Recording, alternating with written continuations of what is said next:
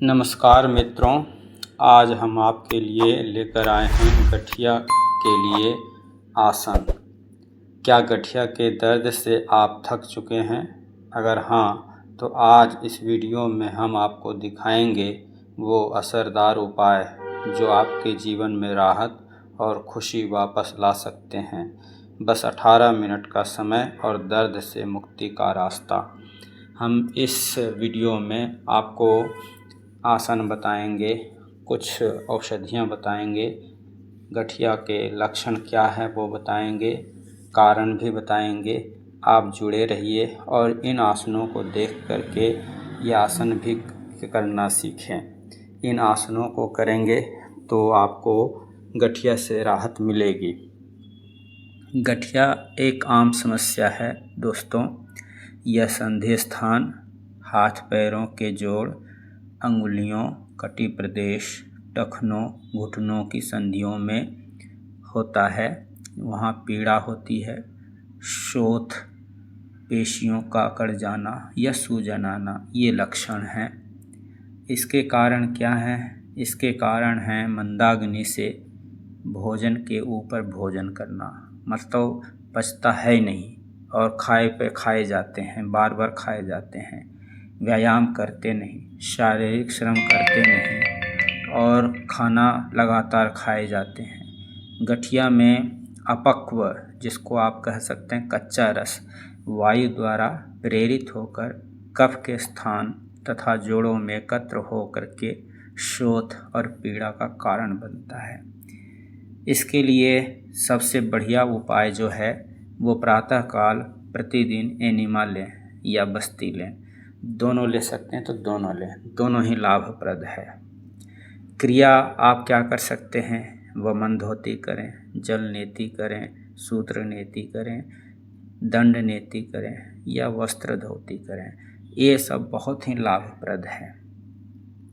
ये जो अभी आसन कर रहे हैं, सीधे दंडासन में बैठ जाएं और बैठ कर के दोनों पैर को सीधे रखें, कमर को सीधी रखें, दोनों हाथ से नीचे ज़मीन पर सहारा लें, हथेलियां नीचे रखें और हथेलियों के पंजों को पीछे की तरफ रखें और पैर को पसार करके श्वास के साथ पैर की उंगलियों को, पंजों को मोड़ें। उसके बाद नीचे टखनों को मोड़ें। अब देखिए पैरों का आसन हो चुका है, अब हाथ के आसन कर रहे हैं। इन आसनों को देख करके आसन करें। हम आपको ये बता देना चाहते हैं कि ये विषय जो है गठिया के लिए, ये विषय किसी हमारे जानकार जो रोगी हैं उन्होंने फ़ोन करके बताया और उनके विशेष मांग पर इस वीडियो को हम बना रहे हैं। उन्होंने कहा कि आप गठिया के लिए एक बढ़िया प्रभावोत्पादक वीडियो बना दीजिए, तो उसके लिए हम ये बना रहे हैं। आप इन आसनों को करते जाएं, आपको ये विशेष लाभप्रद जो हैं वो बताते जाते हैं। देखिए हाथों से ये जो आसन कर रहे हैं व्यायाम की तरह है, इसको कर रहे हैं। ये जो है सर्वाइकल में भी लाभप्रद है। इसको आप करेंगे तो सर्वाइकल में भी लाभ मिलेगा और गठिया के लिए तो लाभप्रद है ही। इसको आप लोग प्रतिदिन करें। इसको सूक्ष्म व्यायाम कहते हैं। सूक्ष्म व्यायाम केवल कहने के लिए है, पर इसका लाभ बहुत बड़ा है। देखन में लगे छोटन और घाव करे गंभीर, वो वाली बात है। दोनों हाथों को, अंगुलियों को एक दूसरे में पंजे में फंसा करके पीछे सिर की तरफ रखते हैं और हाथ से दबाव बनाते हैं और सिर को पीछे की तरफ दबाव बनाते हैं, एक दूसरे के विरुद्ध। इसी प्रकार से सामने भी करते हैं, माथे पर रख करके। अब दाहिनी तरफ कर रहे हैं, फिर बाईं तरफ कर रहे हैं, विरुद्ध दिशा में दबाव बनाते हैं। इससे सिर में रक्त का संचार होता है, गर्दन में रक्त का संचार होता है। दोनों हाथों से जबड़ों को ऊपर दबाएं और जबड़ों के लिए दोनों ऊपर और नीचे के जबड़ों को एक दूसरे के विरुद्ध भी दबा सकते हैं। इससे दांतों की जो बीमारियां हैं वो भी नहीं होती हैं और जबड़े मजबूत रहते हैं। पायरिया में लाभ है। कानों के नसों को दबाएं। फिर ये कर रहे हैं प्राणायाम, ये मुख के लिए है, गले के लिए है, इसको भी करें, इससे बहुत लाभ मिलेगा। तो मैं मित्रों बता रहा था कि ये आसन जो हैं आपके गठिया के लिए बहुत ही लाभप्रद है। इन आसनों को करें और आसनों के साथ प्राणायाम भी करें। नाड़ी शुद्धि, सूर्य भेदी प्राणायाम आप कर सकते हैं। इनको करने से बहुत लाभ मिलेगा।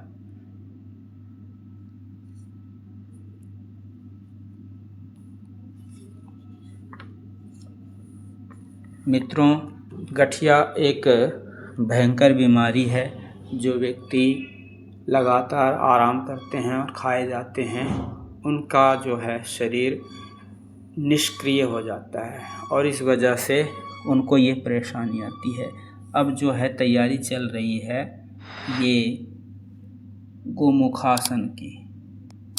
आप ऐसा करें, बाएं पैर को मोड़ें, दाहिने पैर को उसके ऊपर रखें, या दाहिना पैर मोड़े, बाएं पैर को उसके ऊपर रखें। जो पैर ऊपर होगा उसी तरफ का हाथ भी ऊपर होगा और पीछे एक दूसरे में उंगलियों को फंसाते हैं हाथ को। इससे गर्दन की सभी बीमारियां दूर होती हैं। गठिया में तो विशेष लाभप्रद है ही, लेकिन सर्वाइकल में बहुत लाभ मिलता है। दोनों हाथों को इस तरह से पकड़ते हैं पीछे की खिंचाव होता है, तनाव होता है, और गर्दन में और पीठ में बहुत लाभ मिलता है। गर्दन और पीठ में यदि दर्द हो तो इसमें आपको बहुत लाभ मिलेगा। तो इस आसन को ज़रूर करें। तो ये गठिया की बात चल रही है, साथ साथ में हम आपको आसनों को भी समझाते जाएंगे। तो आप ये ध्यान रखें कि ये आसन करेंगे तभी आपको लाभ मिलेगा। यदि आप प्रतिदिन एनिमा लेते हैं और पेट को शुद्ध करते हैं तो इससे आपको बहुत लाभ मिलता है। आप देखिए, वज्रासन में बैठे हुए हैं, खाना खाने के बाद इस तरह से वज्रासन में बैठे हैं, दोनों पैरों को पीछे की तरफ मोड़ते हैं और पंजों को एक दूसरे में फंसाते हैं, एड़ियों को दूर रखते हैं और उसके बीच में बैठ जाते हैं। तो ये जो है ये वज्रासन है। तो एनिमा प्रतिदिन सुबह सुबह लें और जो पीड़ा वाले स्थान है वहाँ पर गर्म और ठंडा सेक करें, चाहे वो हाथ में हो, टखनों में हो, कोहनी में हो या घुटनों में हो। अब देखिए, वज्रासन के बाद उष्ट्रासन कर रहे हैं। ये भी आसन बहुत लाभप्रद है। जिनको ज़्यादा दर्द नहीं है वो इस आसन को कर सकते हैं और अभ्यास करेंगे तो सभी कर सकते हैं। तो ये बता रहा था कि जहाँ जहाँ दर्द हो वहाँ वहाँ गर्म और ठंडा सेक करें। वाष्प द्वारा सेक करें।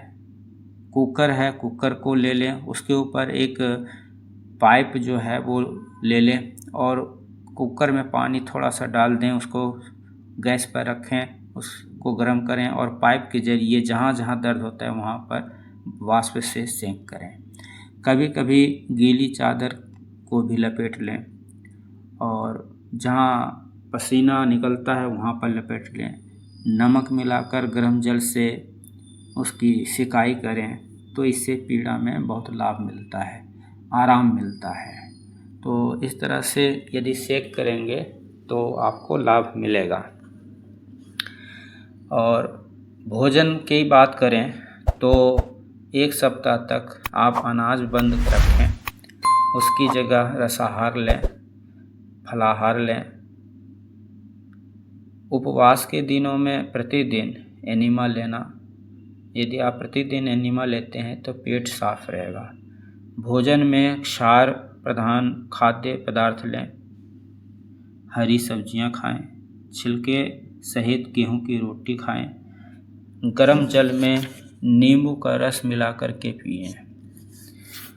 ये देखिए आकर्ण धनुषासन है और बहुत आसानी से कर सकते हैं। बाएं पैर को दाहिने हाथ से पकड़ रखा है और दाहिने पैर को बाएं हाथ से नीचे से ला करके कान में सटा दिया है, तो कान को सटाने से ही आकर्ण धनुषासन की तरह हो गया है। तो इसको करें, श्वास को बाहर रख करके। और इस दौरान जो है अंडे ना खाएं, मांस, मछली, दाल, अधिक प्रोटीन युक्त पदार्थ, यूरिक एसिड और यूरिया की उत्पत्ति करने वाले पदार्थों को ना खाएं। इन पदार्थों को जब गुर्दे निकालने में असमर्थ हो जाते हैं तो यही विष जोड़ों में इकट्ठा होकर गठिया के रूप में पीड़ा देते हैं। तो इनसे बचें, इनको अपने जीवन में शामिल ना करें। और यदि हो सके तो आम व तारी रस लें, इससे आपको लाभ मिलेगा। अश्वगंधा, नागौरी, सुरजान, मीठी, सौंठ, पीपल, पीपला मूल 10 ग्राम प्रत्येक। कब्ज रहने पर सनाय 20 ग्राम, मिश्री 70 ग्राम चूर्ण बनाकर 2-3 मासा प्रातः सायं गर्म जल से लेना चाहिए। यदि आतशक का विष शरीर में एकत्र होने से रोग हो तो रक्त शोधक औषध का प्रयोग करना चाहिए। अब खड़े होकर के त्रिकोणासन कर रहे हैं। श्वास को बाहर रखते हुए दोनों पैरों के बीच में 3 फुट का गैप करते हुए एक तरफ झुकते हैं और ऊपर वाला हाथ कोण की तरह बन जाता है, इसलिए इसको कहते हैं त्रिकोणासन। तो ये आसन अवश्य करें, ये भी गठिया के लिए लाभदायक है।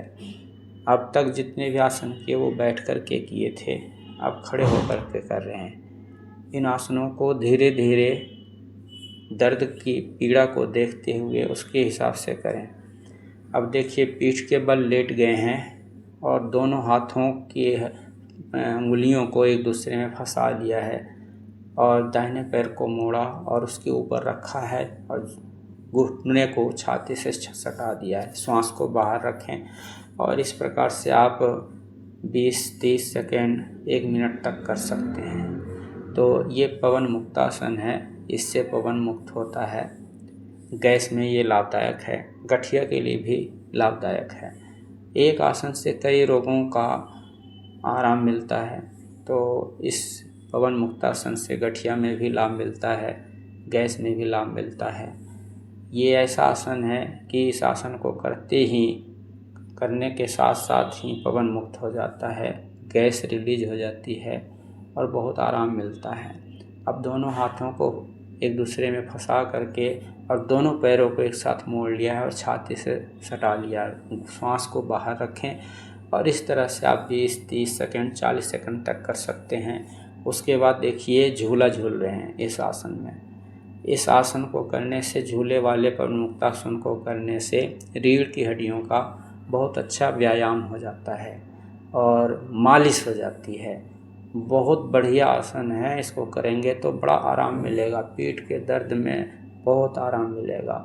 जिनको शरीर में जकड़न रहती है उनको बहुत आराम मिलता है। इन आसनों को अपने दैनिक जीवन में शामिल करें। अब देखिए, दोनों तरफ झूल रहे हैं। ये दोनों तरफ झूलने का आसन बहुत ही बढ़िया है।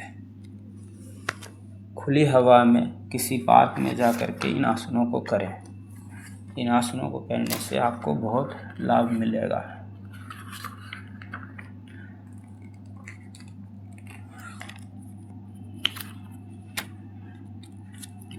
अब देखिए, दोनों हाथों को अपने हिप्स के नीचे रखा है, हथेली को ज़मीन की तरफ रखा है। पहले 30 डिग्री पर उठाते हैं, फिर 60 डिग्री पर, उसके बाद 90 डिग्री पर उठाते हैं पैरों को। श्वास को आप बाहर रखें और दोनों पैरों को ऊपर उठा दिया है। ये सर्वांग आसन है। जो व्यक्ति शीर्षासन नहीं कर सकता वो सर्वांग आसन करके पूरे शरीर के में रक्त का संचार करता है और शीर्षासन का लाभ इसमें मिलता है। मैं आप सबसे निवेदन करना चाहता हूँ कि हमारे द्वारा प्रसारित वीडियो को ज़रूर देखें, चैनल को सब्सक्राइब करें, वीडियो को लाइक करें और वीडियो को शेयर करें। फेसबुक पर, दूसरे प्लेटफॉर्म पर शेयर करें, जिससे और दूसरे लोगों को लाभ मिल सके। अब देखिए, हलासन कर रहे हैं। श्वास को पूरी तरह से पेट से खाली कर दें और पैर को नीचे ज़मीन में सटा दें। यदि नहीं सटा सकते तो जितना हो सकता है उतना करें। इसके बाद देखिए साइकिलिंग कर रहे हैं, लेटे लेटे भी साइकिलिंग कर सकते हैं।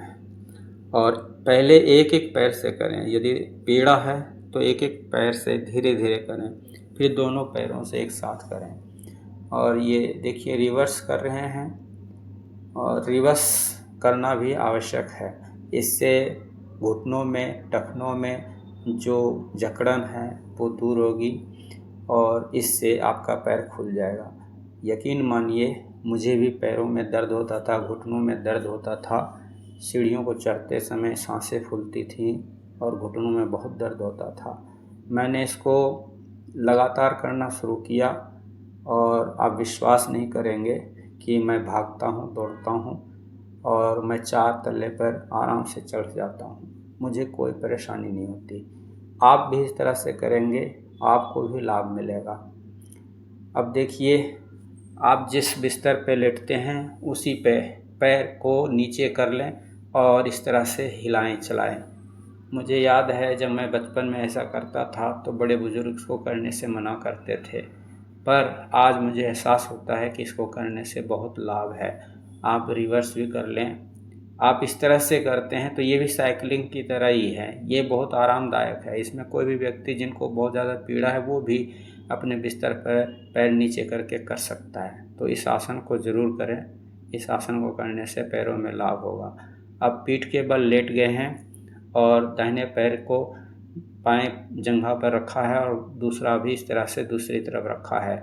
श्वास को भर करके और सिर के बल खड़े हैं और दोनों हाथों से अंगूठों को पकड़ लिया है, श्वास अंदर भरा हुआ है और इस तरह से करेंगे। ये मत्स्यासन है, इससे बहुत लाभ होता है।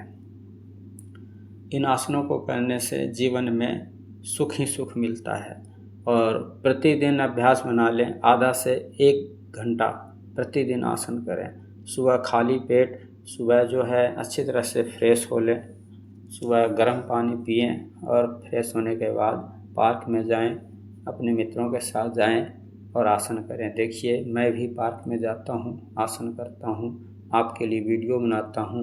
बड़ी मेहनत लगती है एक वीडियो को बनाने में, शुरुआती समय है, कुछ कमी रह सकती है, पर मैं कोशिश करता हूं कि अच्छी वीडियो बनाऊं, आपको पूरी सुविधा मिले, पूरा लाभ मिले। और यदि आपके मन में कोई प्रश्न हो, कोई शंका हो तो अवश्य लिखें, मैं उसका समाधान करूंगा, पूरा प्रयास करूंगा आगे आपके जीवन में खुशियां आए। अब देखिए आसनों के बाद शवासन कर रहे हैं, आसनों के बाद शवासन जरूर करें, शवासन करें, बालासन करें। बालासन जिसको शिशुर आसन कहते हैं वो करने से आराम मिलता है शरीर को, मन को, आत्मा को। तो ये शवासन जरूर करें। इत्योम